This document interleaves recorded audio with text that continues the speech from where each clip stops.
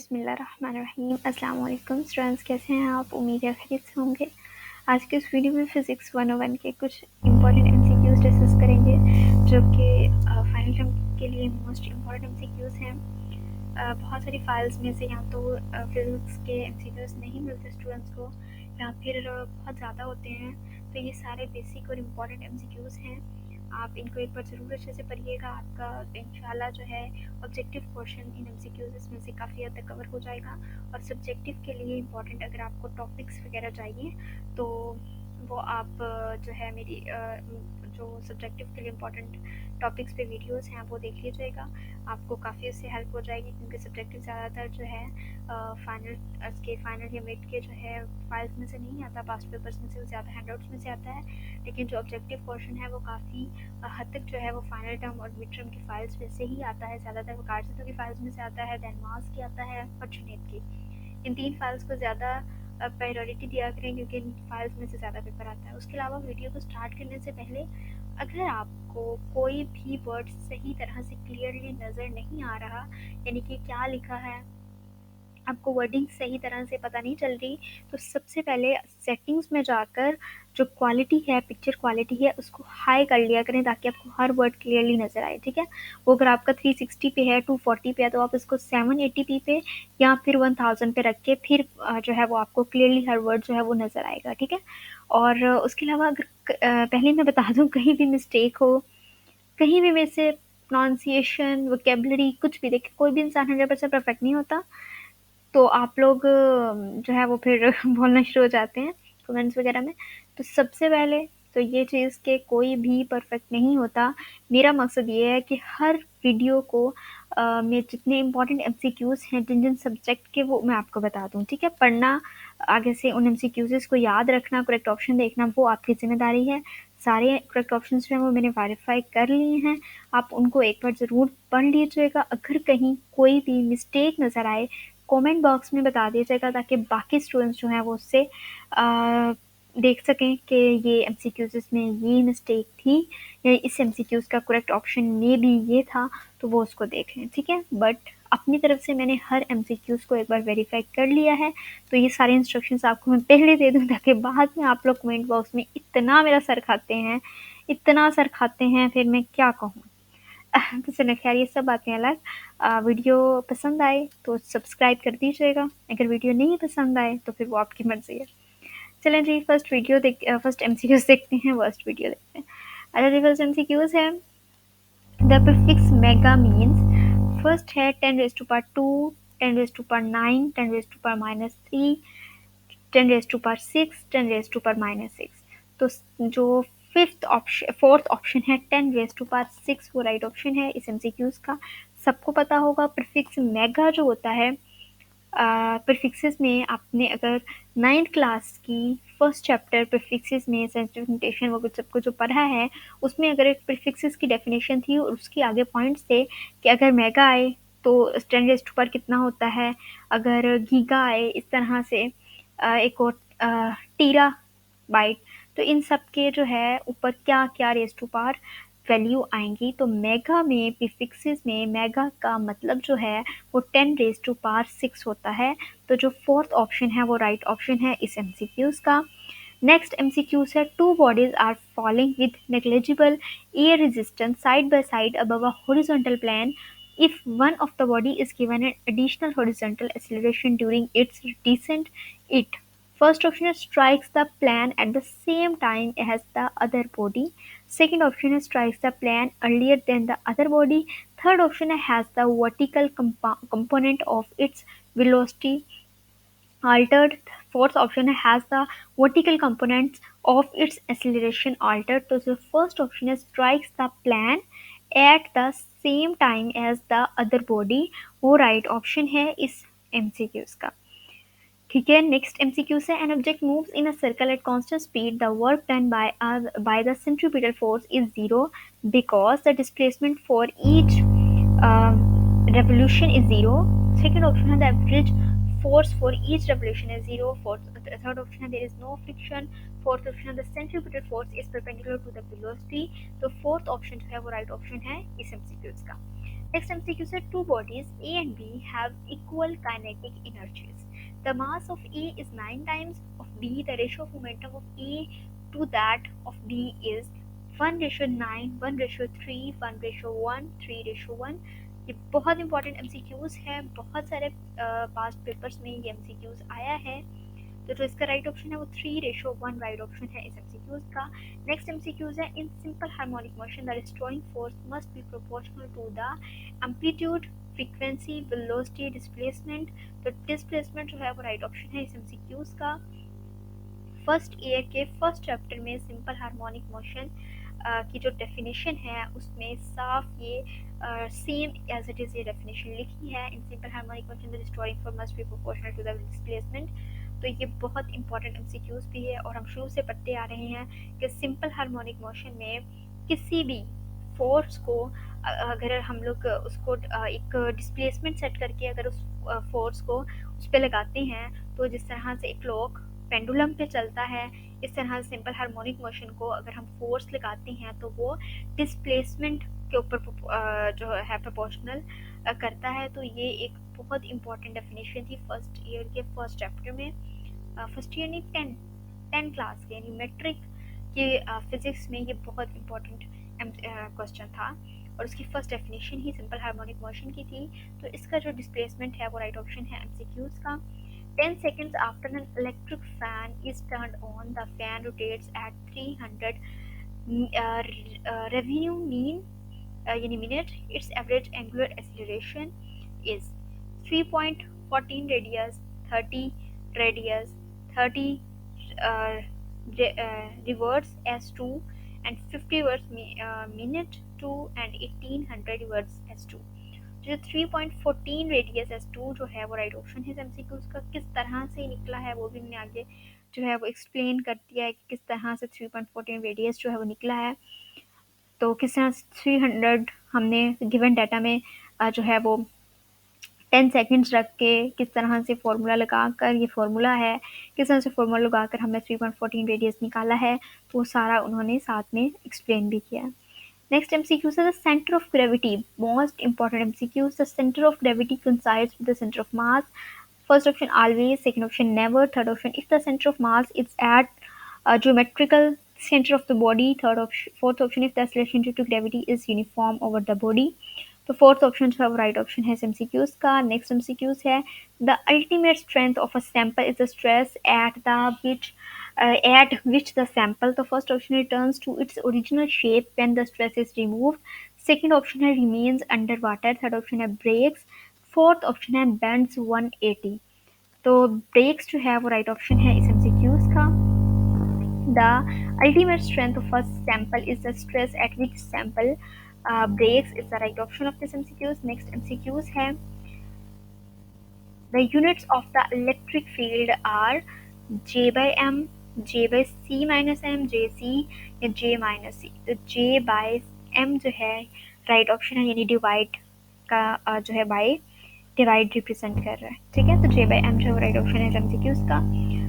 Next MCQs है if 500 joule of work is required to carry a charged particle between 2 points with a potential difference of 20 V, the magnitude of the charge on the particle is 0.040 C, 12.5 C, 20 C। Fourth option cannot be computed unless the path is given। तो second option है 12.5 C वो right option है इस MCQs का। Next MCQs है let Q donate charge, V donate potential difference and U donate stored energy. One of these quantities capacitors in parallel must have the same। First option है Q only, second option है V only, third option है U only and fourth option है Q and U only।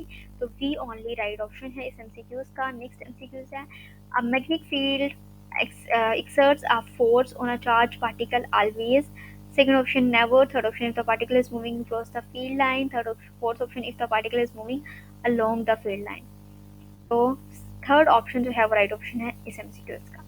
Next MCQs है a capacitor is an LC oscillator। अच्छा मैं आपको ये बता दूँ, मैं डरा नहीं रही हूँ, जस्ट आपको ये बता रही हूँ फिजिक्स में पास होना बहुत मुश्किल होता है वीडियो में। ठीक है, फिजिक्स के पेपर में बहुत मुश्किल से वो पास करते हैं उसमें मोस्टली ऐसा होता है कि सब्जेक्टिव जो है वो बिल्कुल आपको समझ ही नहीं आ रही होती, कौन-कौन से उन्होंने जो है न्यूमेरिकल्स आपको दिए। न्यूमेरिकल्स इंतहाई न्यूमेरिकल्स आते हैं इसमें, तो आपको गिवन आपको फ़ॉर्मूलाज़ अगर पता हों, हैंडआउट्स में जितने फ़ॉर्मूले हैं, अगर आपको वो पता हो तो आप न्यूमेरिकल्स ईज़िली सॉल्व कर लें। आपको जितने भी आप अगर सब्जेक्टिव में या ऑब्जेक्टिव में न्यूमेरिकल वाले एमसीक्यूज़ पढ़ रहे हैं या न्यूमेरिकल वाले क्वेश्चंस देख रहे हैं, तो उनको एक बार ज़रूर जो है उस पे अ, थोड़ा-सा ध्यान दे दिया करें कि वो आपको एट द टाइम पेपर में प्रॉब्लम ना करें, क्योंकि फ़िज़िक्स में इतने स्टूडेंट्स की सप्ली आती है, इतने स्टूडेंट्स फेल होते हैं इस सब्जेक्ट में। फ़िज़िक्स में एक बार पेपर देने से बहुत कम स्टूडेंट्स जो हैं वो पास होते हैं, तो इसमें बहुत मुश्किल होता है पास होना। ये बात नहीं है कि मैं आपको जस्ट डरा रही हूँ, ऐसे होता है, ठीक है? तो थोड़ा-सा आप जो है वो अपनी तैयारी अच्छी रखें, ताकि आपको फ़िज़िक्स में प्रॉब्लम ना हो, क्योंकि आपको पता है वर्चुअल यूनिवर्सिटी में अगर कोई सब्जेक्ट एक बार जो है उस सब्जेक्ट में फ़ेल हो जाएँ तो बहुत मुश्किल से अगेन उस सब्जेक्ट में पास हो करते हैं वो लोग। तो इसलिए आप फ़िज़िक्स के पेपर में थोड़ी ज़्यादा मेहनत कर लें, ताकि आप इसमें से ईज़िली पास हो जाएँ, ठीक है? A capacitor in a LC oscillator has a maximum potential difference of 15 V and a maximum energy of 360 mu joule. At a certain instant, the energy in the capacitor is 40 joule mu joule. At the instant, what is the energy induced in the inductor? थोड़ा missing है energy. First option है 0, second option है 5V, third option है 10V, fourth option है 15V। तो 5V जो है right option है इस एमसीक्यूज़ का। ये एमसीक्यूज़ मिड टर्म के लिए भी मोस्ट इंपॉर्टेंट है। ये एमसीक्यूज़ जो है फाइनल टर्म में भी आता है और ये एमसीक्यूज़ मिड टर्म में भी बहुत ज़्यादा आता है, ठीक है? तो इस एमसीक्यूज़ को आपने अच्छे से एक बार पढ़ना है, क्योंकि ये एमसीक्यूज़ दोनों के लिए मोस्ट इंपॉर्टेंट है। नेक्स्ट एमसीक्यूज़ है the units of magnetic dipole moment are first option ampere, second option ampere meter, third option ampere meter square and fourth option ampere by meter। तो जो थर्ड ऑप्शन है ampere minus ampere dot meter square, वो right option है इस MCQs का। Next MCQs है the relation n1 sin q1 is equal n2 sin q2 is known as। ये कौन सा लॉ है? ये स्नेल्स लॉ है। फिजिक्स 101 में इम्पोर्टेंट चीज़ जो है वो स्नेल्स लॉ है। स्नेल्स लॉ बहुत ज़्यादा आया है, आपको ये चारों लॉ पता होने चाहिए, लेकिन स्नेल्स लॉ बहुत इंपॉर्टेंट लॉ है।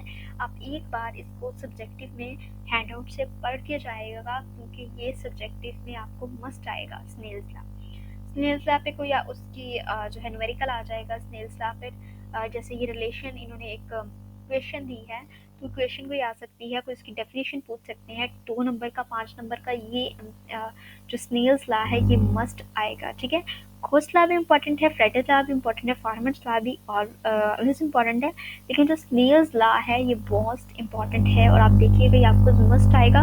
तो इसकी आपने डेफिनेशन या इसको थोड़ा सा एलेबोरेशन जो है उसकी पढ़ लीजिएगा कि क्या होता है, किस तरह से इसकी इक्वेशन बनती है, इसकी इक्वेशन क्या होती है, इसका रिलेशन क्या होता है, थोड़ा बहुत इसको कॉन्सेप्ट से जरूर पढ़ लीजिएगा, ठीक है? मोस्ट इंपॉर्टेंट एमसीक्यूज है और सब्जेक्टिव में भी। नेक्स्ट एमसीक्यू है following are the ways by which light can interact with matter except. First option है एमिशन, सेकंड ऑप्शन है इंटरफेरेंस, थर्ड ऑप्शन है अब्जॉर्प्शन एंड फोर्थ ऑप्शन है ट्रांसमिशन। तो सेकंड ऑप्शन है इंटरफेरेंस, राइट ऑप्शन है MCQs का। Next MCQs है polarization means dash. First option is to guide the light in only one direction. Second option is to change the frequency of the light. And third option is to alter the wavelength of the light. And fourth option is to separate the light into its colors. So first option is to guide the light in only one direction. वो right option है इस MCQ का। polarization means to guide the light in only one direction.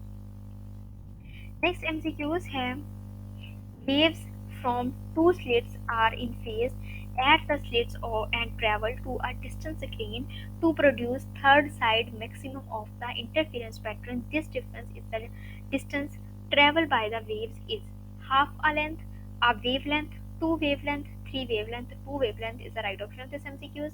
Next MCQ is which of the following electromagnetic radiations has protons with the greatest energy। एक physics में important चीज़ ये होती है कि वो लाइट का आपको वेव्स का बहुत ज़्यादा पूछते हैं। कि एक जो है फिजिक्स में एक इम्पॉर्टेंट एमसीक्यूज होता है, मैंने पिछले सेमेस्टर में जो है देखा था कि जो लाइट्स, अगर हम कलर्स के बारे में कि अगर हम ब्लू में कौन सा कलर डालते हैं तो ग्रीन बन जाएगा, ग्रीन में ये वाला कौन सा कलर डालेंगे रेड बन जाएगा। तो इस तरह के भी एमसीक्यूज और सब्जेक्टिव में क्वेश्चंस आते हैं।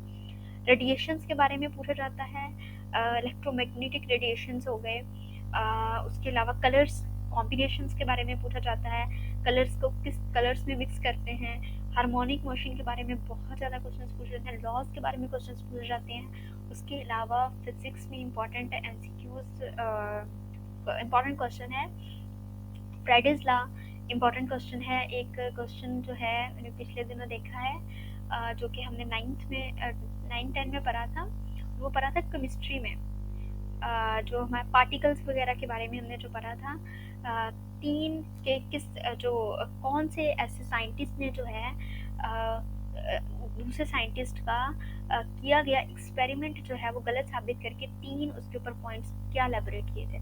ये वाला इम्पोर्टेंट एमसीक्यू था क्वेश्चन में, लॉन्ग क्वेश्चन आया था इस के बारे में कि वो कौन सा साइंटिस्ट था जिसने दूसरे साइंटिस्ट का जो है वो गलत करके जो है बनाया था। तो वो मैं आपको भी बताती हूँ उस उस साइंटिस्ट का क्या नाम था जिसने दूसरे साइंटिस्ट का जो है वो एक्सपेरिमेंट रॉन्ग करके उसके ऊपर 3 पॉइंट्स जो हैं वो एलैबोरेट किए थे, और के पार्टिकल्स जो हैं वो नेगेटिवली पॉजिटिव की तरफ जाती हैं। सेकंड था कि जो है अट्रैक्ट, जो पॉजिटिव है वो नेगेटिव को अट्रैक्ट करता है, और जो प्रोटॉन्स और इलेक्ट्रॉन्स हैं वो न्यूट्रॉन्स के साथ अट्रैक्ट करती हैं। इस तरह उसने 3 पॉइंट्स जो थे वो उस साइंटिस्ट के गलत करके, तो उसके ऊपर जो है वो 3 पॉइंट्स लिखे, तो उस साइंटिस्ट का नेम पूछा गया था। तो इसमें पार्टिकल्स, एटम्स वगैरह को भी इंक्लूड किया गया फिजिक्स में, जो कि केमिस्ट्री में हमने 9th में जो है 3 पढ़े थे वो इसमें इंक्लूड है। ठीक है, तो आपने इस तरह के जो एमसीक्यूज हैं वो आपने पढ़ने हैं कि कौन कौन से जो है एडम्स शायद जिनका नाम था, ये बताते हैं।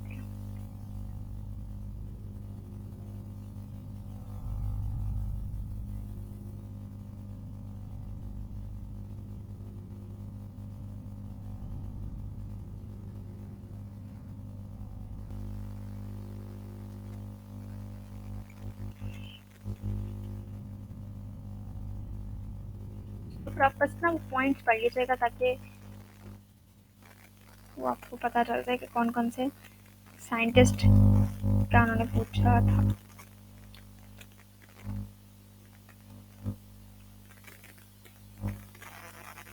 अच्छा, उन्होंने पूछा था रॉबर्ट बॉयल का, जो कि एक मेंडलीव, रदरफोर्ड कौन साइंटिस्ट था जिसने अगले के 3 पॉइंट्स गलत किए थे, वो रदरफोर्ड था।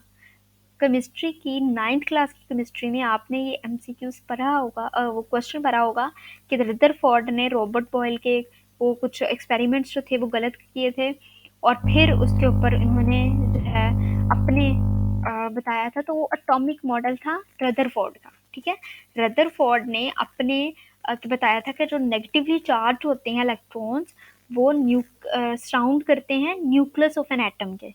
ठीक है, और उसने ये भी क्लेम किया था कि जो इलेक्ट्रॉन्स हैं वो सराउंडिंग करते हैं न्यूक्लियस, जो है वो अराउंड करता है बहुत ज़्यादा हाई स्पीड में सर्कुलर पाथ के ऊपर। ठीक है, जबकि रॉबर्ट बॉयल ने जो है इसके एक्सपेरिमेंट्स में उसने 3 मिस्टेक्स की थी, जो कि रदरफोर्ड मॉडल ने उन 3 मिस्टेक्स को करेक्ट करके अपना मॉडल जो है वो पेश किया था। तो आपसे इस साइंटिस्ट का नाम पूछेंगे तो उस साइंटिस्ट का नाम रदरफोर्ड मॉडल है। ठीक है, इतने स्टूडेंट्स जो है वो इसका गलत करके आए हैं, किसी ने कोई साइंटिस्ट का नेम लिख दिया था, किसी ने कोई साइंटिस्ट का नेम लिख दिया था, तो एक्चुअल में उस साइंटिस्ट का नेम रदरफोर्ड मॉडल है। ठीक है, उसने जो है रॉन्ग कंसेप्ट किया था कि आपने 3 पॉइंट से वो रॉन्ग बताए थे। खैर इस पे बहुत लंबी बहस हो गई है, लेकिन ये एमसीक्यूज बहुत इंपॉर्टेंट था, तो मैंने कहा चलो मैं आपसे डिस्कस कर लेती हूँ, फिर भी अगर आपका थोड़ा टाइम वेस्ट हुआ तो sorry. This MCQ said which of the following electromagnetic radiations has photons with the greatest momentum: X-ray, radio waves, blue light, yellow light। तो X-rays जो है वो राइट ऑप्शन है इस MCQs का। नेक्स्ट MCQs है a basic postulate of Einstein theory of relativity। Einstein theory भी बहुत इंपॉर्टेंट है। अच्छा, एक MCQs आया था आइंस्टाइन थ्योरी मॉडल का जो इक्वेशन है वो बताएं, यानी उसकी जो एक वो नीचे फॉर्मूला इक्वेशन लिखी होती है ना, E is equal M C square, शायद मे भी यही है, E is equal M C square. तो ये आइंस्टाइन थ्योरी की एक इक्वेशन है, आइंस्टाइन थ्योरी की इक्वेशन है E is equal M C square. ठीक है, तो अगर आप सर्च भी कर लें तो यही है कि जो आइंस्टाइन थ्योरी की फॉर्मूला जो है वो यही है। तो ये एमसीक्यूज बड़ा इंपॉर्टेंट है कि आइंस्टाइन थ्योरी की जो इक्वेशन है वो बता दें, और वो किस कंट्री का है, तो वो जर्मन में पैदा हुआ था। ये भी इम्पोर्टेंट है कि वो जर्मन में पैदा हुआ था। जो है ना फिजिक्स, उसका उसको कहते थे अल्बर्ट आइंस्टाइन। ठीक है, तो वो जर्मनी में पैदा हुआ था और उसकी जो इक्वेशन थी वो E is equal M C square थी। ठीक है, ये शॉर्ट में 2 या 3 नंबर का ये एमसीक्यूज आ जाता है। ठीक है, तो moving clocks run more slowly than when they are at rest. Second option है moving roads are shorter than they are rest. Third option है light has both wave and particle properties. And fourth option है the laws of physics must be same for observers moving with uniform पानी लाना जी with uniform velocity relative to each other. तो जो fourth option है वो right option है इस MCQs का। Next MCQ है if h is the Planck constant then h is h by 2 pi, second option h by 2, third option h by pi, and fourth option है 2h by pi। तो जो first option है h by 2 pi वो right option है इस MCQs का। Next MCQs है two event occur simultaneously on the x-axis of reference frame as one at x is equal minus a and the other at x is equal plus a. According to an observer moving in the positive x direction, first option is the event at x is equal plus a occurs first, second option is the event at x is equal minus a occurs first, third option is either event might occur first depending on the volume of the and the observer speed, and fourth option is the events are the simultaneous. So the first option is the event at x is equal plus a occurs first, right option है। Next option है how fast should you move away from a 6.0 multiply 10 14 h z light source to observe waves with a frequency 4.0 multiply 10 14 hz। First option है 20C, third option है 38C, fourth option है 45C and fourth option है 51C। तो second option 38C right option है इस MCQs का। Next MCQs है in a photo electric effect experiment at a frequency above cut of the stopping potential is proportional to the energy of the least energetic electron before it's rejected. Second option is the energy of the most energetic electrons before it's ejected. Third option है the energy of the most energetic electron after it is ejected. Right option है इस MCQs का। Next MCQs है in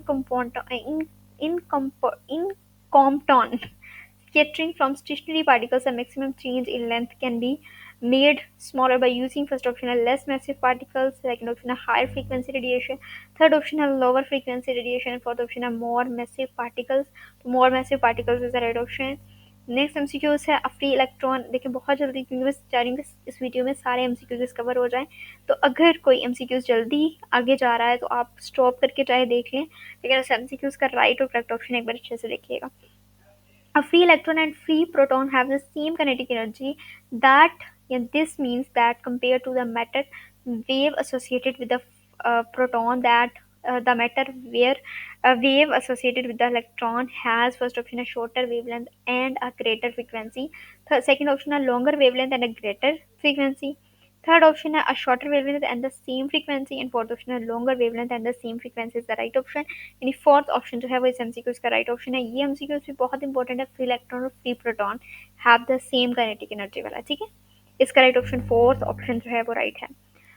Next MCQ is a large collection of nuclei are undergoing alpha decay. The rate of decay at any instant proportional to the number of undecayed nuclei present at that instant। यानी first option जो है वो right option है इस MCQs का। Large collection of nuclear under going alpha decay, the rate of decay at instant is proportional to। Next MCQ है the innermost part of the sun is known as core, right option है। Convention on, radiation on, nucleus, ये right option नहीं है, core right option है।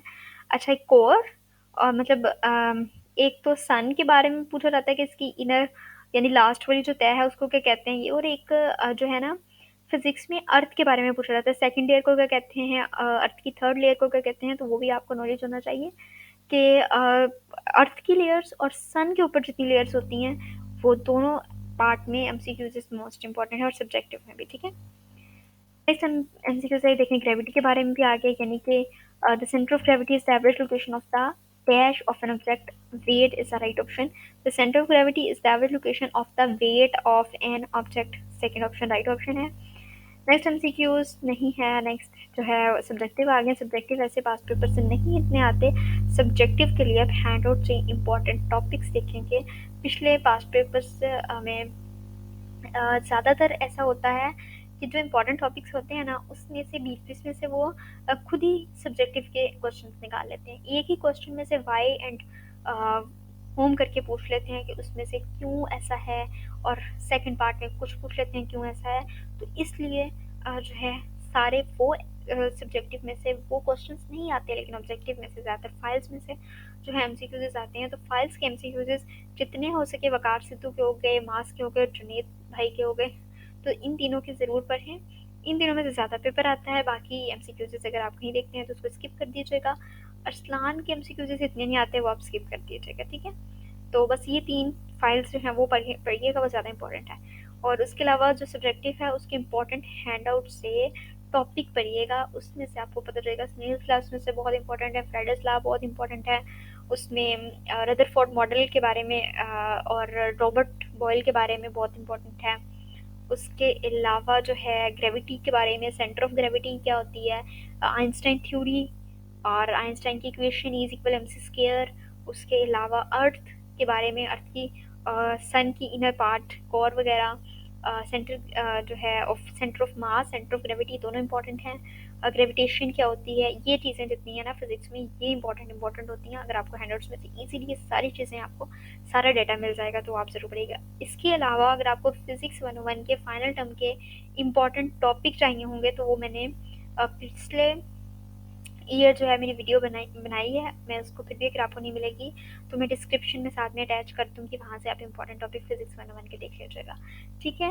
और ये इसकी subjective अगर आप देखना चाहते हैं तो मैं आपको एक बार दिखा देती हूँ। Why does the pressure of a gas enclosed in a rigid container increase as the temperature increases. ये इसका आंसर है, देख लें, स्क्रीनशॉट ले लें। अगर आपने लेके रखना है, कहीं स्टॉप करके पढ़ना है तब भी पढ़ लें, अगर आपने ये वाले सब्जेक्टिव के क्वेश्चंस पढ़ने हैं, ठीक है। नेक्स्ट है when green light shines on a rose why do the petals look black. ये मैंने आपको आगे बताया था कि कलर स्कीम के बारे में बहुत पूछते हैं। ग्रीन लाइट जब वो शाइन करती है रोज में तो why do the petals look black. तो जो पेटल्स होती हैं पत्तियों को कहते हैं, यानी रोज अगर एक गुलाब का फूल है तो उसकी जो पेटल्स होती हैं या येलो येलो जो होती हैं उसके अंदर, तो उनको कहते हैं पेटल्स। तो वो ब्लैक क्यों लगती हैं? अगर एक जो है ग्रीन लाइट शाइन कर रही है एक रोज में तो उसकी जो पेटल्स होती हैं वो काली कलर की नज़र क्यों आती हैं? तो इसका देखें, it observe all the green, वो जो है ग्रीन लाइट को ऑब्जर्व कर लेती है। The green contain no red to be reflected, जो ग्रीन कलर होता है उसमें से रेड जो है वो अक्स नहीं निकाल पाता, and the red contains no range of colour in green to be reflected. तो अगर आप इसकी कलर स्कीम पढ़ेंगे ना, ग्रीन, ब्लू, ब्लैक, येलो, ये जो बेसिक बेसिक कलर्स हैं इनकी कलर स्कीम पढ़ेंगे कि क्यों इसमें से कौन कौन सा कलर जो है रिफ्लेक्ट नहीं करता, कौन कौन सा कलर इसमें डालेंगे तो कौन सी कलर डिफरेंट बन जाएगा। तो ये मैंने आगे आप एमसीक्यूज इसमें कहा था कि मोस्ट इंपॉर्टेंट चीज़ें होती हैं फिजिक्स में, ये ज़रूर पढ़िएगा। What is the maximum speed required of escape of earth gravity. Gravity के बारे में मैं ऑलरेडी कह चुकी हूँ। Centre of gravity, earth gravity, जितनी अर्थ के नीचे इनर पार्ट्स होते हैं वो सारे, तो ये भी आप सब ज़रूर पढ़िएगा। तो इसकी mass of earth, radius of earth, ये 9th के 5 चैप्टर में हमने शुरू से बचपन में पढ़ते आए हैं। 9th का 5 चैप्टर जो है वो इसी के ऊपर है। Mass of earth, radius of earth, gravity, centre, ये सब कुछ इसके बारे में है, ठीक है। नेक्स्ट है how probability has correlation with quantum mechanics defined. Quantum mechanics क्या होते हैं उसको डिफाइन करना है, इसका उन्होंने लिखा ही नहीं आंसर। और ये जो है न्यूमेरिकल आ गया। न्यूमेरिकल इसके बारे में बताना, engineer is the designer of the runway of an airport on the plains which will use the airport the lowest acceleration rate is likely 3 ms square. The take off speed for this plane will be 65 ms. अगर आपको given data और formula पता है ना, given data तो easily आपको अपनी उस रिक्वायरमेंट्स में से पता चल जाएगा गिवन डाटा, ठीक है। आपको सिर्फ क्या करना है, आपको जब गिवन डाटा का पता चल जाए कि इस गिवन डाटा को इस चीज़ से रिप्रेजेंट करना है, तो आपने सबसे पहले गिवन डाटा लिखना है, उसके बाद फॉर्मूला लिखना है और इजीली उसकी वैल्यूज़ लिखकर आपने फॉर्मूला निकाल लेना है। तो ये थोड़ा सा आपको न्यूमेरिकल्स में मेहनत करनी पड़ेगी फिजिक्स में, क्योंकि फिजिक्स में ज़्यादातर न्यूमेरिकल्स ही आते हैं, ठीक है। सब्जेक्टिव में बहुत कम होगा, आपको थ्योरी वगैरह आ जाएगी, ज़्यादातर न्यूमेरिकल आता है। अब ये देखें, when a small magnet is move toward a solenoid and EMF. अच्छा, ईएमएफ के ऊपर भी इतने आपके क्वेश्चंस हैं फिजिक्स में, ठीक है। ईएमएफ के ऊपर बहुत ज़्यादा आपके क्वेश्चंस हैं। अगर आप अपने हैंडआउट्स में देखें तो आपके इसके ऊपर लातादाद क्वेश्चंस हैं, और ये सिर्फ इसमें नहीं बल्कि आपको जो है मिड टर्म में भी ईएमएफ के ऊपर बहुत सारे क्वेश्चंस आए हैं। फिजिक्स के हैंडआउट्स में से तकरीबन आप ये समझ लीजिए कि काफ़ी लेक्चर्स जो हैं वो ईएमएफ के ऊपर ही हैं, ठीक है। तो इसको आपने अच्छे से पढ़ना है। ईएमएफ यानी इलेक्ट्रोमैग्नेटिक फील्ड जो होती हैं उसको आपने अच्छे से पढ़ना है, ठीक है। तो इलेक्ट्रोमैग्नेटिक फील्ड्स क्या होती हैं, इसको इंड्यूस कैसे करते हैं, अगर ये मूव्ड हो जाए किसी मैग्नेटिक के साथ अटैच हो जाए तो क्या होता है। तो इलेक्ट्रोमैग्नेटिक फील्ड आपने अच्छे से पढ़ना है। ईएमएफ की एब्रीविएशन होती है इलेक्ट्रोमैग्नेटिक फील्ड, ठीक है। इसका सलूशन है, नेक्स्ट एमसीक्यूज है, piece of copper is dropped into a beaker of water. ये भी एक न्यूमेरिकल टाइप नहीं, न्यूमेरिकल नहीं है। वो कह रहे हैं कि अगर एक कॉपर का पीस है वो हम एक पानी के बेकर में, पानी के कोई भी एक भरा हुआ पानी का टब हो या बेकर हो, यानी जिसको हम लोग वो कहते हैं क्या उसे कहते हैं, बाल्टी वगैरह हो गई या कुछ भी बेकर है पानी का भरा हुआ, तो वाटर जो है उसका टेम्परेचर बहुत ज़्यादा है। What happens to the temperature of copper. तो कॉपर का टेम्परेचर को क्या होगा, under which conditions are the water and copper in thermodynamics शायद होगा इक्विलिब्रियम। तो उसके बारे में मैं बताया कि जो कॉपर का टेम्परेचर है वो ड्रॉप हो जाएगा जब वाटर का जो टेम्परेचर है वो इंक्रीज हो जाएगा। Until both temperature are the same, जब तक दोनों टेम्परेचर सेम नहीं होंगे, कॉपर का टेम्परेचर ड्रॉप हो जाएगा, वाटर का टेम्परेचर अप हो जाएगा, then metal and the water in thermal equilibrium. तब क्या होगा, मेटल और वाटर जो है वो थर्मल इक्विलिब्रियम हो जाएगा। ये एक क्वेश्चन है, बड़ा बेसिक क्वेश्चन है, बड़ा लॉजिकल क्वेश्चन है। Two objects are identical except that one is hotter than the other. Compare how they respond to identical forces. इसके उन्होंने आंसर नहीं लिखा हुआ। अच्छा, ये लॉन्ग में है, आगे 5 मार्क्स के देख सकते हैं आप। फर्स्ट है, why is the material use to make the core of transformer so important. Second है, why does a capacitor act as a short circuit high frequency, why does it acts on circuit a low frequency. मैं आपको पहले बताया कि chemistry B इस physics में add है, chemistry B इस विक्टोरिया यूनिवर्सिटी की फिजिक्स 101 में ऐड है। आपको ये नहीं करना है कि ये जो है केमिस्ट्री का क्वेश्चन है तो ये नहीं पढ़ना, केमिस्ट्री भी इसमें ऐड है। न्यूमेरिकल्स बहुत ज़्यादा हैं, आप देख सकते हैं। Again numerical, a gas is compressed at a constant temperature of 0.800 atm from 9.00 L and 2.00 L in the process of 400 joule of energy released at a gas by heat. What is the work done on the gas? और second है, what is the charge and thermal internal energy। दो चीज़ों का हमने solution बताना है, ये भी 5 मार्क्स का है। देन उन्होंने एक छोटी सी पिक्चर साथ में बता दी और बता रहे हैं कि एक चाइल्ड जो है दूसरे को झूला दे रहा है, यानी उस झूले पे बैठा है और पीछे खड़े होने वाला इंसान उसको जो है पुश कर रहा है, और उसके बाद जो है सीट जो है वो अगेन पुश, जब वो उसको झूला देता है तो अगेन जो है झूला वो बैक की तरफ आता है। तो if he so is he pushing with the same amount of force और डिफरेंट अमाउंट। तो क्या जब वो उस फोर्स को, यानी उन्होंने इस चीज़ में ये कहा है कि जब हम उसको रिएक्शन दे रहे हैं, यानी कि अगर वो एक एक्ट कर रहा है कि एक झूले को आगे की तरफ धकेल रहा है तो वो झूला अगेन बैक की तरफ किस तरह से आता है। तो इसमें उन्होंने कहा है कि yes the series tilt is pushing back with the same amount of force to Newton third law. अब न्यूटन थर्ड लॉ क्या है कि to every action there is always an equal but opposite reaction.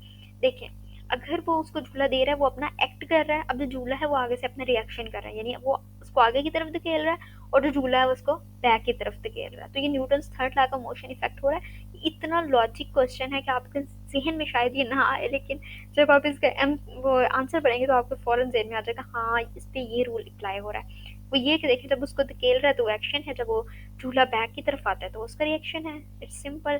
तो ये जो है बड़ा छोटा सा बड़ा डीप बड़ा क्वेश्चन, बड़ा मजे का है। और उसका आंसर देखिए उन्होंने कितना इजी और कितना मजे का लिख दिया कि हाँ, वो पुश बैक करेगा उसी ही अमाउंट में, उसी फोर्स में उसको बैक करेगा जिस अमाउंट में उसको पुश कर रहे हैं। अगर आप लाइट अमाउंट में पुश करेंगे तो लाइट अमाउंट में बैक करेगा, अगर आप बहुत ज़्यादा हाई अमाउंट में उसको पुश कर रहे हैं तो वो हाई अमाउंट में बैक करेगा। तो इस पे अप्लाई क्या हो रहा है, इस पे न्यूटन का थर्ड लॉ अप्लाई हो रहा है, यानी to every action there is always an equal but opposite reaction. वो ऑपोजिट आपको बैक जो है वो रिएक्ट करता ही करता है, किसी चीज़ को एक्शन करते हैं। उसके बाद इसका भी आंसर नहीं लिखा हुआ। Where does an electron go when it free to move to a location of a higher or lower potential? Give reasons in each case. इसके ऊपर उन्होंने लिखा है, अगर आप स्क्रीनशॉट लेकर पढ़ना चाहते हैं तो आप ये वाले जो क्वेश्चंस हैं वो पढ़ लीजिएगा। अगर आप हैंडआउट से क्वेश्चंस पढ़ना चाहते हैं तो पढ़ लीजिएगा, फिर भी थोड़ा बहुत जो है आपको मे भी समझ आ गई हो कि क्या क्या उन्होंने लिखा है कहा है। और अगर आपको वीडियो पसंद आई है तो मस्ट चैनल को सब्सक्राइब करके जाइएगा प्लीज़। ये आपका होमवर्क है कि आपने चैनल को ज़रूर सब्सक्राइब करके जाना है, ठीक है। बहुत शुक्रिया। इंशाल्लाह आपका पेपर बहुत अच्छा हो, लेकिन फिज़िक्स 101 में बहुत ज़्यादा आपको मेहनत करनी पड़ेगी पास होने के लिए। थोड़ा सा डिफ़िकल्ट सब्जेक्ट है, थोड़ा सा बस, लेकिन बहुत लॉजिकली चीज़ें हैं, बहुत ही अंडर कंसेप्ट है। अगर आपने 9th 10th first year second year पढ़े हैं तो आपको ईजिली जो है थोड़ा बहुत बेसिक चीज़ें, अगर आप फिजिक्स में अच्छे रहे तो थोड़ी बहुत बेसिक चीज़ें आपको इजीली जो है पता चल जाएंगी। और कुछ ऐसे एमसीक्यूज में से भी सब्जेक्टिव निकल आता है कि अगर आप कुछ ऐसे जो है उन्होंने ऊपर अपनी ये रिक्वायरमेंट्स वगैरह दी हैं तो सब्जेक्ट में वही चीज़ें जो हैं वो थोड़ी बहुत सेम हो जाती हैं, लेकिन फिर भी आपने इसमें अच्छी मेहनत करनी है ताकि आपको पता है। पिछली बार भी फाइनल टर्म में बहुत ज़्यादा स्टूडेंट्स जो हैं वो फेल हुए थे, तो इस बार ऐसा ना हो। और फिजिक्स में स्पेशली अगर कोई एक बार फेल हो जाए तो फिर बहुत ज़्यादा मुश्किल होता है उसका दोबारा पास होना। तो बस आपने फर्स्ट अटैम्प्ट में ही अच्छा अटैम्प्ट करना है ताकि आपको दोबारा करने की ज़रूरत नहीं पड़े। बहुत शुक्रिया, चैनल को मस्त सब्सक्राइब कर दीजिएगा। जज़ाकल्लाह, अल्लाह हाफिज़। बहुत सर खाया मैंने आपका। अल्लाह।